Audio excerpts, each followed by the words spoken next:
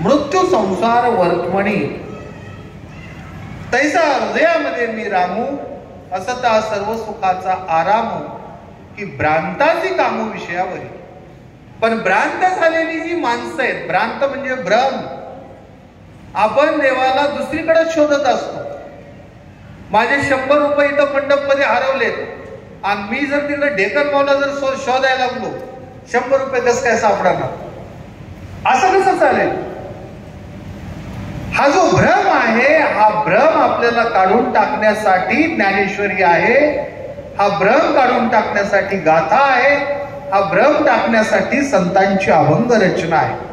वारकरी संप्रदायामध्ये 17 ते 18 हजार अभंग आहेत आणि सगळ्याचं जर सार बघितलं तर हाच आहे, शरण जावे विठोबासी शरण जावे. एकच आहे. आकाशात पतितम देव, आकाशात पतितम तोयम यथा गच्छति सागरम सर्व देव नमस्कारम केशवम प्रति गच्छति. कुठं पाऊस पडू द्या, कारळवाडीला पाऊस पडला काय, डेक्कन माऊला पाऊस पडला काय, घाटसावळीला पाऊस पडला काय, हे सगळं पाणी या नदीचं त्या नदीला, त्या नदीचं त्या नदीला, त्या नदीचं त्या नदीला, असं करून ते शेवटी समुद्राला जात आहे. तसं कोणत्या देवाची भक्तिभावाने श्रद्धा करा. आमच्याकडं देवादेवामध्ये भांडण चालू आहे. मी शंकराचा भक्त आहे.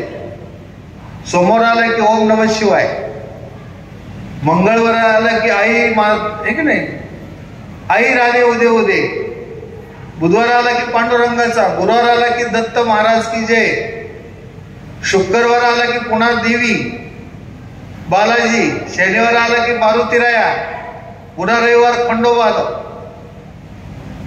याच्यावर भाष्य करत असताना आपल्याला जर आत्मा जर कळाला नाही, आणि म्हणून आम्हाला या कधीतरी ही भाषा संतांची आम्हाला कळाली पाहिजे. कुण्याही जातीचा न घडो मत्सर, वर्म सर्वेश्वर पूजनाचे.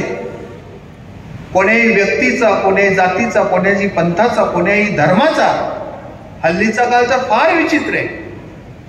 आणि कुणाही जीवाचा न घडो मत्सर, कोणत्याही जीवाचा मत्सर आपल्याकडून घडू नये हे शिकवणारे आम्हाला संत आहेत.